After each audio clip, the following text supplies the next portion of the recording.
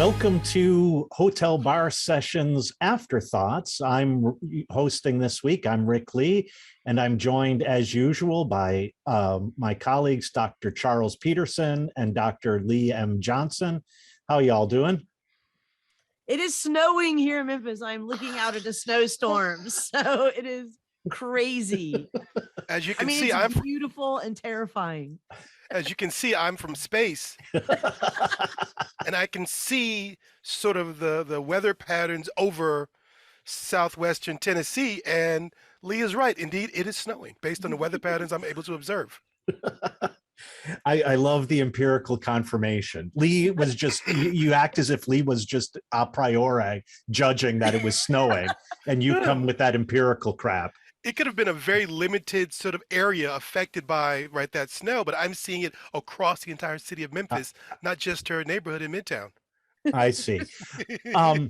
So this is our Afterthoughts session where we talk about what we could have said, what we should have said, what we would have said if we were actually more thoughtful than we were while recording the episode. And to give you a sign of how unthoughtful we are, we screwed up a little bit last Afterthoughts episode, and we talked about the episode on transcendence instead of talking about the episode on cancel culture. So in this episode of Afterthoughts, we're going to discuss the episode on cancel culture so we can get back on track, social media, and the episode on work. So Charles, let me start with you. You have any thoughts afterwards about cancel culture? Well, I think part of what we do here isn't just a question of what didn't we think of or say, but also what information did we have, did we or did we not have? And I think that new input, new information is always helpful. So recently what has happened, Random House, the publishing company, had announced that they would choose not to, republish or re-release a range of books by the author Norman Mailer, right? It's the centenary of Mailer's birth that's coming up, and I guess someone thought it would be a great idea to revisit his work. Well, it seems what was leaked was that in an editorial meeting, someone thought that maybe the title of one of his essays from the 50s, originally The White Nigger, now it's The White Negro when it gets published, would maybe draw ire, right? And in our particular cultural moment would not be appropriate. So Random House decided not to cancel the entire effort as a whole. And what I wish this had occurred when we talked about cancel culture is the lazy ways people use, certain types of public critique. And I think that this is being branded or being confused for cancel culture when it's really probably just the publishers, not having an idea about there's already a tremendous history of criticism of Mailer's work around questions of gender and identity and race.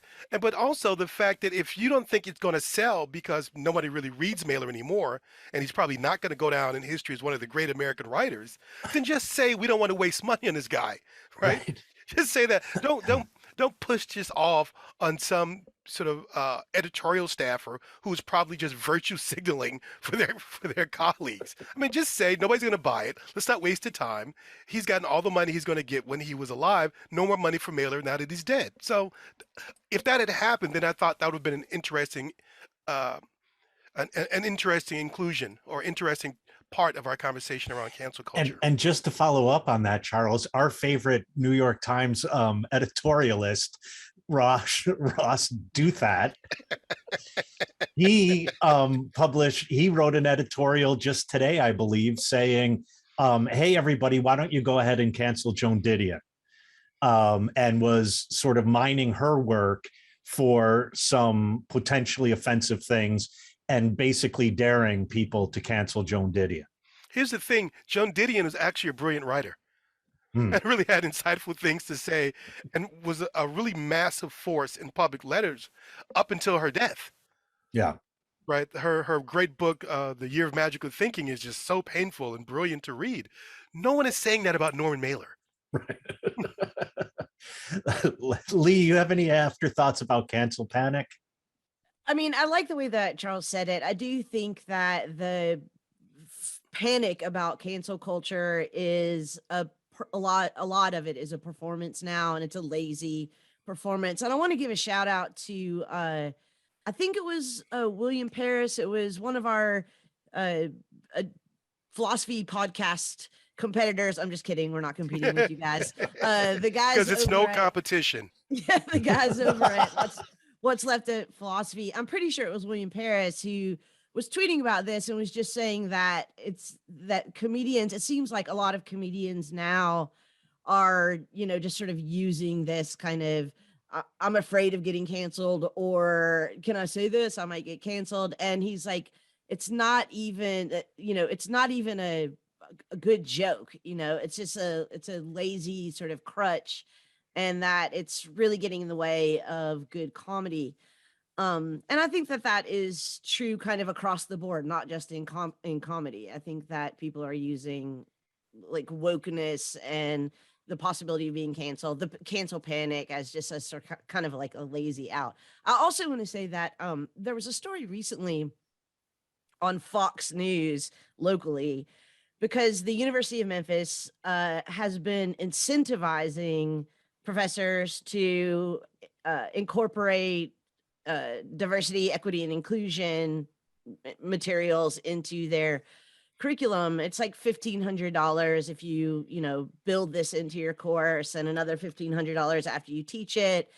And Kel Surprise, the kids, the young all white kids from Turning Point USA are having a fit about this, and weirdly in the interview that I saw, claiming that they're being canceled. Now, this is something like, it's so lazy that it's laughable. I mean, it would be like, saying like, I'm really interested in taking a chemistry course this semester. There's another history professor teaching a history course. Must be that people who are interested in chemistry are being canceled. That's just so ridiculous. I just don't. It's so crazy. So yeah, final thing I want to say about cancel culture is, because I think I mentioned this a couple times on the podcast, but the morning show, this is a series on HBO, on Apple TV, I think. Yeah, it is. Yeah, with star-studded series with Reese Witherspoon and Jennifer Aniston, etc. I complained that it looked like between the first season and the second season, they had completely replaced everyone in their writers' room, and all the new writers were experiencing cancel panic, and that looked like it was going to be a running theme of the second season. It absolutely was. And let me just tell you, if you want to know how not to deal with, cancel culture or wokeness or political correctness, watch the second season of the Today Show, which was an absolute dumpster fire. So that's it. It's interesting how it's really starting to creep into popular culture and become really full throated. It's no longer the preserve of right-wing commentators to make these comments. I think I have mentioned in a previous episode the great Showtime documentary on the Comedy Store in LA, the legendary comedy club. And there's one episode where they have contemporary comedians sitting around in a round table, and Joe Rogan is leading the conversation, and he's gotten all of these comedians say, yeah, cancel culture is terrible. You can't play college sets anymore, and you can't say anything funny. And it's like, well, the thing is, yeah, you can. You just have to start working harder at being funny. If the cultural, if cultural tastes have changed. I agree. And I also think, after that episode, I began thinking about, it's not that you can't say anything. I mean, for God's sakes, they made a documentary about the joke, The Aristocrats, which is like some of the nastiest stuff out there. Oh, that's a great documentary, though. It is a great documentary. And it teaches you a lot about comedy, to see the way that different comedians tell this joke and so on. And by the way, one part of that was Gilbert Gottfried apparently was the first comedian to do this in front of civilians, because he was bombing after 9/11, because he started telling 9/11 jokes, and the audience turned on him, and in a panic, he just launched into a really nasty version. And I mean, there's that example of The Aristocrat shows me that the issue is not, are you crossing lines, but that we've now suddenly realized that there are an awful lot of unmarked signifiers that people like me have been playing on and with for a long time. Right. And we need to be called out on that. And as I said, you don't deserve $15 million from us, and you don't deserve 15 minutes of fame. Yeah, who does deserve $15 million from their audience is the good hosts of Hotel Bar podcast. That's who. I mean, the last 2 points I want to make, I think about these comedians complaining about this, and then I think about sort of blackface sort of performers in 1940 saying, damn it, I'm getting canceled. Right. I can't make this sort of like phenotypical caricature buffoon-like presentation of a Negro, and this just isn't fair. Where's my, it's just, so that's what it sounds like to me. And the second point is, people have to distinguish: are you crossing a line? Are you being subversive? Are you opening up doors of conversation that maybe should be discussed but people are afraid to discuss? Or are you merely reinforcing dominant narratives about marginalized groups? Right. Right. And if you can't distinguish between the two, then maybe you should sit down and think about that and figure out that distinction. Yeah. All right. So moving on to the episode on social media, Lee, you have some afterthoughts about that? I'm glad that we had that conversation. It was good for me to actually, Rick, you in particular, to hear from you sort of why you aren't more active on social media. I wish maybe we had talked a little bit more about Instagram for kids, because I do think that this is, this is something that's coming, is that more of these platforms are going to have to search for younger and younger viewers' attention to capture. And I'm not sure that there's any really good way to do it. And we do have to think long-term about the social and political implications of being raised on social media since you were 5. I do want to say one thing that I didn't talk about, but it's related to what I just said, is that, there was this Twitter bot, I don't know, 2015-ish, so 5 or 7 years ago, that I'm pretty sure Microsoft released. It was called Tay. She was called Tay. Yeah. And it was an AI bot. And the idea was that Tay would be given a kind of very, minimal personality. She was supposed to be like a young teenage girl, and she was going to learn how to have conversations on Twitter. And, she shows up on Twitter. She's like, hey, everybody, I'm so excited to be here. Of course, she gets into the Twitter sausage grinder, and in less than 24 hours, she's saying, Hitler was right. I fucking hate Jews. And, all women should be in the kitchen, et cetera, et cetera. So, I use this example a lot in my philosophy and technology class. And I say, if you took an infant human baby, and who was still trying to sort of develop its intelligence and develop its social skills and develop its way of understanding language and reading social norms, and you took that infant human baby and you put it in Twitter, that is what would happen to an infant human baby too, right? So this is not just like a glitch in the bot. If that's the environment on which one is, fed human social interaction at a very early age, we really do have to worry about, what kind of monsters are going to come out on the other side. Sausage monsters. With little sort of like greasy fingers. Yeah. And they smell like bacon. Yeah, right. You all are making me hungry. First, Lee talks about infant babies, and now you talk about bacon. Oh my God. Charles, do you have any afterthoughts about social media? Sure. I probably, that probably was my most sort of, I don't know, angry, irritated, sort of annoyed episode. And I think it's because I was focusing so much on the owners of the companies. I was focusing so much on, right, the managers of Facebook and Instagram and so forth and so on. And, out of my commitment to trying to be a more glass half full person, I wish that I had talked more about the benefits of social media. And certainly now in the midst of COVID, I think about sort of the elderly, right, who can't get out and about, who have lost certain types of meat space community, but now can remain in contact with grandchildren and children and nieces and friends and all of that stuff through Facebook or through Zoom or through Instagram, right, through Twitter. If you can imagine a 90-year-old on Twitter, I'm sure there are. But I didn't think about how. Diane Warwick's on Twitter. There you go. She's amazing. Yeah. You Sorry, go know, ahead. no. And so I wish I had thought about that more, and how that even in the midst of fairly corrupted systems, the ability of human beings to remain in contact with each other, to maintain their humanity, to maintain their focus and their ability to engage, right? Because isolation is very damaging. And so if nothing else, I should have been more generous in saying that these tools, these apps, these platforms have been beneficial, at least in that way. Mm. But the question becomes, your granddad keeps sort of his mental acuity, but then he becomes a Trumper because he's been brainwashed through the Yeah. bots. So, Yeah, my grandfather's on social media, but he's now an anti-vaxxing fascist. right.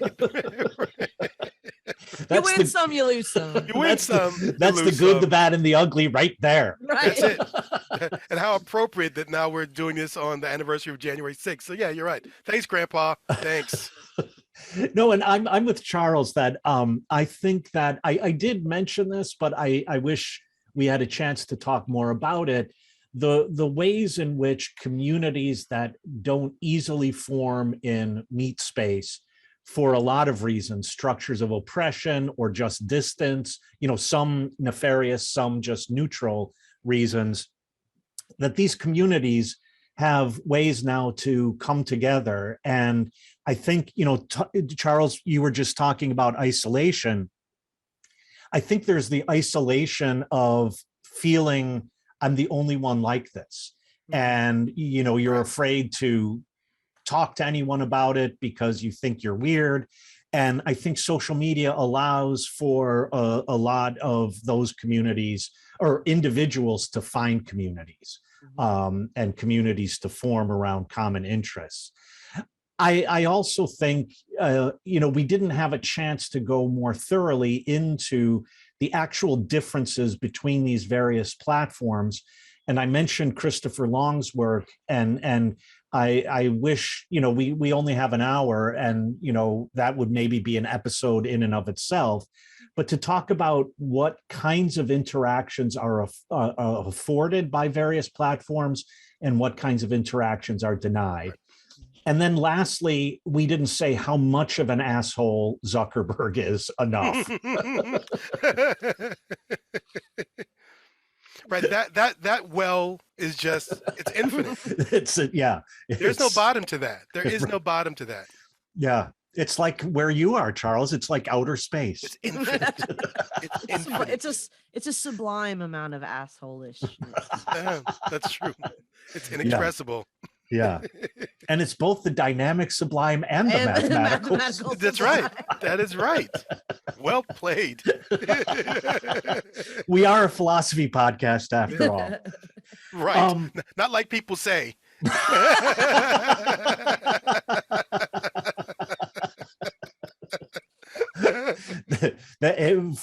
For our listeners, that's foreshadowing an episode to come. That's right. So stay tuned to this season. If you know that cultural reference, you'll be very excited about an episode to come.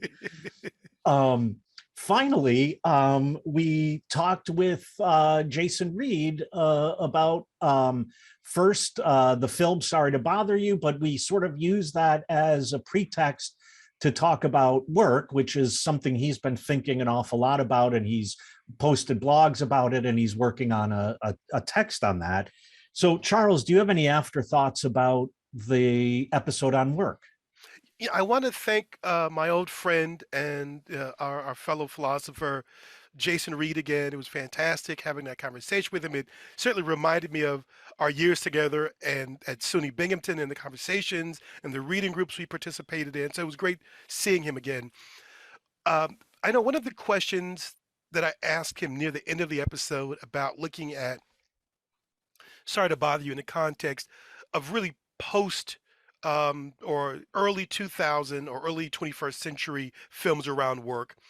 And I wish that we had dug deeper into like the history of anti-capitalist critique in Mm, film. I mean, we can go as far back as Chaplin's sort of mm, Modern Times, yeah. right? And that sort of way of thinking about the effects of industrialization upon sort of the individual.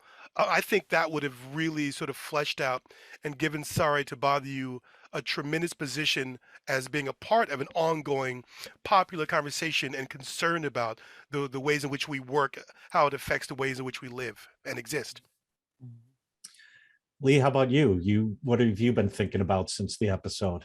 Yeah, also, I also want to shout out Jason Reed. That was a fantastic conversation. Jason, you're welcome back anytime. We love talking to you. He's our ERFOP. Wait, what? ERFOP, the original friend of the podcast. Oh.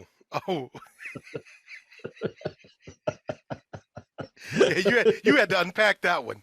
You really. I think we lost Lee.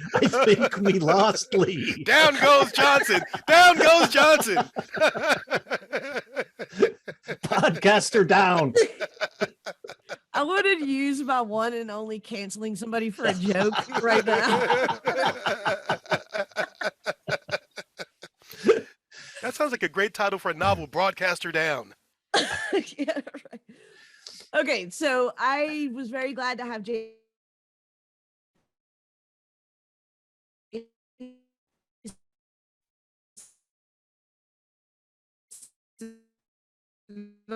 on.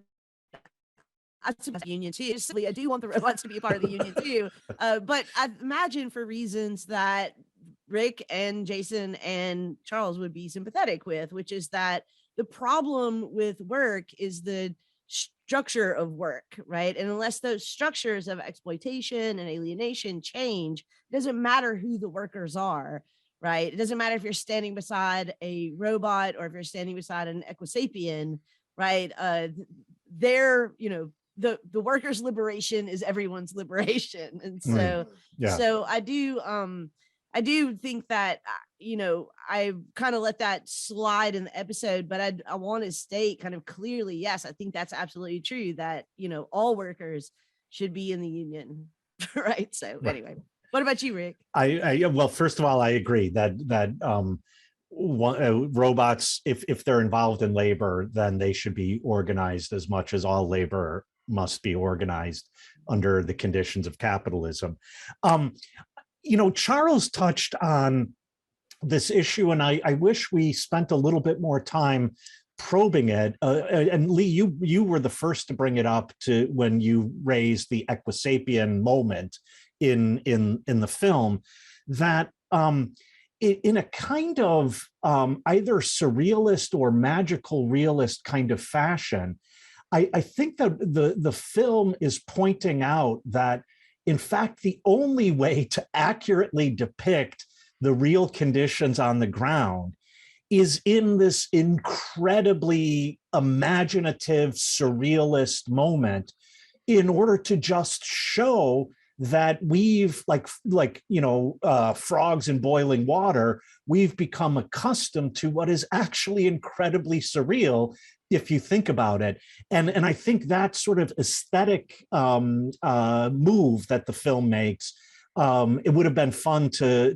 talk a lot more about it with you all, and also with Jason. I also want to thank Jason. It was a tremendous podcast, and he's always been a supporter of ours. And I've known him not quite as long as Charles, but almost as long. Yeah. So before we sign off, I wanted to remind or point out for the very first time to our listeners that we now have a Patreon page, and big time. And we are rolling in the bucks as we speak. Rolling in the pennies. We have tens of dollars.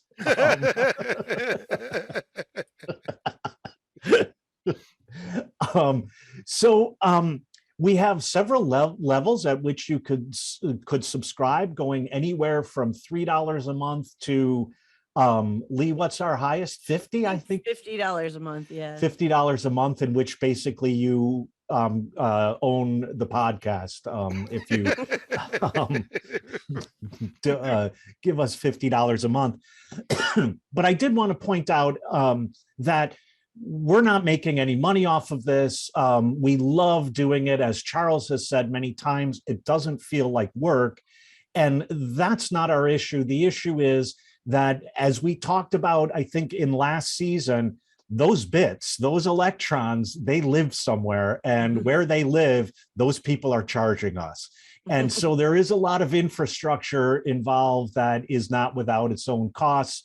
And we're just asking for some help to defray these costs that we've been bearing lo these many seasons. So you can go to patreon.com/hotelbarsessions. You could also find it on /hotel bar session. People, if you don't know now it's a backslash and a URL, then I don't know what you've been doing with your life. All right. It's been like 30 years. It's been 30. Right. I mean, we don't even say anymore. https://www.patreon.com/hotel bar sessions. It's like languages that have a verb for to be. Your existence should be taken for granted. I shouldn't have to be redundant by saying I am and I am going to. That's, so that's just me. Yeah. You could also find this information on our own website, hotelbarpodcast.com. And you could find it easily in the news and information section. I think it's called news, at least, is in there. And that'll link you right up to our Patreon page. And we really thank you and appreciate your supporting the podcast. If you're not in a position to support us that way, support us by reaching out to us on social media, making comments on our YouTube channel, and making comments on our website as well. We appreciate that, and we feel that support almost as much as the financial support. I remember reading an article once in Mother Jones magazine where the main argument was, and it was put in just this way, the problem that poor people have is not that they lack or don't have access to culture and so on. The problem that poor people have is they have no money. Anyhow, any afterthoughts for y'all? No, I'm really excited for the next 3 episodes. So everybody, the next 3 are going to be really good. So hang around for those. One thing I would say, we should add like another level to the Patreon, to the subscription. And at the highest level, we will act out scenes from Sorry to Bother You upon request.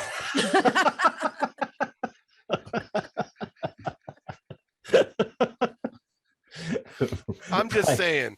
10% of all the proceeds go to a side fund for actually sending Charles into space. So keep that in mind. That's right. Well. That's right. Let's call that level the champagne room.